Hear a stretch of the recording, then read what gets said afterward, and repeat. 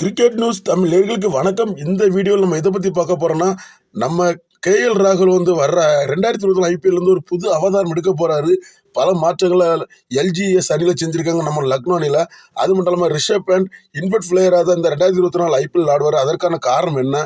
அது மட்டும் இல்லாமல் நம்ம டெல்லியோட கேப்டன் யார் அப்படின்னு பார்க்க போகிறோம். அது மட்டும் இல்லாமல் நம்மளோட கேகேஆர் அவங்க டீமோட 2024 ஐபிஎலுக்கு கேப்டன் மற்றும் துணை கேப்டன் அறிவிச்சிருக்காங்க.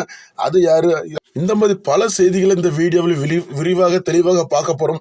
வாங்க வீடியோக்குள்ள போகலாம். அதுக்கு முன்னாடி ஒரு லைக்கை தட்டி விட்டுருங்க. முதல்ல நம்மளுடைய லக்னோ டீமாக எல்எஸ்ஜியை பத்தி பார்ப்போம். லக்னோ டீம்ல ஓப்பனிங்ல களமிறங்கினா நம்மளுடைய கேஎல் ராகுல் இத்தனை வருஷம் கேஎல் ராகுல் மற்றும் டீகாக்கோட பார்ட்னர்ஷிப்பை பிரிக்க முடியுது. ஒரு வேற லெவல் பார்ட்னர்ஷிப் அமைப்பாங்க. ரெண்டு பேருமே ஒரு அதிரடியான பார்ட்னர்ஷிப் அமைச்சாங்க. ஆனால் பல மேட்ச் வெற்றி பெற்றாலும் பல மேட்ச் மிடில் சரியில்லாமல் தோல்வி சந்திச்சாங்க நம்மளுடைய லக்னோ. அதனால சரி கேட்ட ஒரு புதிய ஐடியா கையாண்டிருக்காங்க. அது என்னன்னா, இப்போ ரீசெண்டாக இந்தியன் டீமில் நம்மளுடைய கேஎல் ராகுல் 4வது மற்றும் 5வது வீரரை களமிறங்குறாரு. அந்த மிடில் களமிறங்கினால இந்திய அணியோட மிடில் ஓவர் பிரச்சனை சரி செய்யப்பட்டிருக்கு. நல்லா ஸ்ட்ராங்காக இருக்குது. அதே ஃபார்முலாவை லக்னோவில் கையால் நம்மளுடைய கேஎல் ராகுல் முடிவு பண்ணியிருக்காரு. அது என்ன, இந்த 2024 ஐபிஎல்ல கேஎல் ராகுல் மிடில் தான் களமிறங்க போறாராம். ஓப்பனிங்கில் விளையாட போலையாம். தன்னோட பேட்டிங் வரிசையை மாற்றிருக்காரு. ஓப்பனிங்கில் புது வீரருக்கு வாய்ப்பு கொடுக்க போறாராம். அதனால மிடில் பிரச்சனையும் சரி செய்யப்படும் அப்படின்னு சொல்லி கேஎல் ராகுல் நம்பிக்கை தெரிவிச்சிருக்காரு. அதனால இந்த 2024 ஐபிஎல்ல நம்ம கேஎல் ராகுல் மிடில் களமிறங்கி ஒரு புது அவதாரம் எடுக்க போறாரு. அடுத்ததான் நம்மளுடைய ரிஷப் பண்டை பத்தி பார்க்க போறோம். ஒரு ஆக்சிடென்ட் மூலம் காயமான நம்மளுடைய ரிஷப் பண்ட் 2023 ஐபிஎல் தவற விட்டாரு. ஃபுல்லா விளையாடல. இருந்தாலும் நம்மளுடைய டெல்லி அவரை வெளியே விடல, அணியிலே தக்க வச்சிருந்தாங்க. இப்ப 2024 ஐபிஎல்ல நம்மளுடைய ரிஷப் பண்ட் கம்பேக் கொடுக்க போறான்னு சொல்லி டெல்லி நிர்வாகம் அதிகாரப்பூர்வமாக அறிவிச்சிருக்காங்க. ஆனா நம்மளுடைய பிசிசி டெல்லி நிர்வாகத்துக்கு ஒரு வேண்டுகோள் வச்சிருக்காங்க. அது என்னன்னா, 2024 T20 வேர்ல்டு கப் நடக்குது. அதில் நம்ம ரிஷப் பண்ட் ரொம்ப முக்கியம். அவர் சிறந்த மேட்ச் வின்னரா.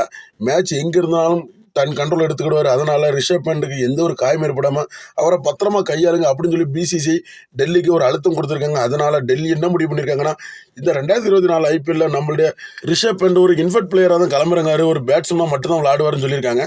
அதனால நம்ம டெல்லியோட கேப்டனாக மீண்டும் டேவிட் வார்னர் நியமிச்சிருக்காங்க. டேவிட் வார்னர் பல வெற்றிகரமான கேப்டன், ஒரு நினைக்க முடியாத வெற்றி பெற்று தருவார்.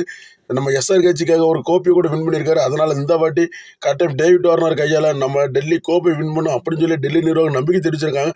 அது மட்டும் ரிஷப் பண்ட் அதுக்கு உறுதுணையாக இருப்பார். ரெண்டு பேரும் சேர்ந்தாலே மாசு தான், சிவனும் சக்தியும் சேர்ந்தா மாசு அப்படிங்கிற மாதிரி தான் நம்மளுடைய டெல்லி எங்களுக்கு டேவிட் வார்னர் மற்றும் ரிஷப் பண்ட் சேர்ந்தனால இந்த 2024 சீசன் எங்க சீசன் அப்படின்னு சொல்லி நம்பிக்கை தெரிவிச்சிருக்காங்க.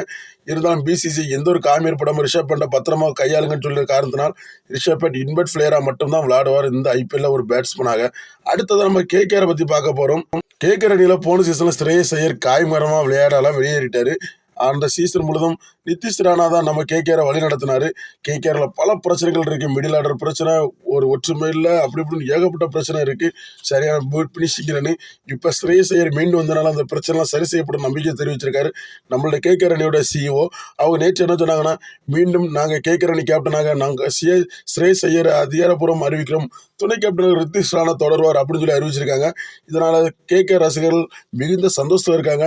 எங்க தலைவன் மீண்டும் வந்துட்டாண்டா, இந்த வாட்டி டிராஃபி எங்களுக்கு தாண்டா அப்படிங்கிற மாதிரி கேகேஆர் ரசிகர்கள் தங்களுடைய கமாண்ட்களை தெரிவிக்க விட்டாராக சமூக வலைதளங்கள்ல. அது மட்டும் ஸ்ரேயஸ் ஐயரும், நான் கேகேஆரோட வெற்றிக்காக பாடுபடுவோம், நாங்கள் மீண்டும் ஒரு அணியாக செயல்படுவோம், வெற்றி எங்களுக்கு அப்படின்னு ஒரு ட்வீட் போட்டிருக்காரு. இதனால இப்பவே ஐபிஎல் பரபரக்க ஆரம்பிச்சிருச்சு. பொறுத்திருந்து பார்ப்போம் என்ன நடக்குன்னு. ஃப்ரெண்ட்ஸ், இதை பத்தி உங்களோட கருத்துக்களை மறக்காம கீழே கமெண்ட் பாக்ஸில் தெரியப்படுத்துங்க. இந்த மாதிரி ஐபிஎல் பத்தி புத்தமுது அப்டேட் என்ன சேனலோடு இணைந்திருங்க. மற்றும் ஒரு புத்தமுது அப்டேட்டோட சந்திக்கிற நண்பர்களே, நன்றி, வணக்கம்.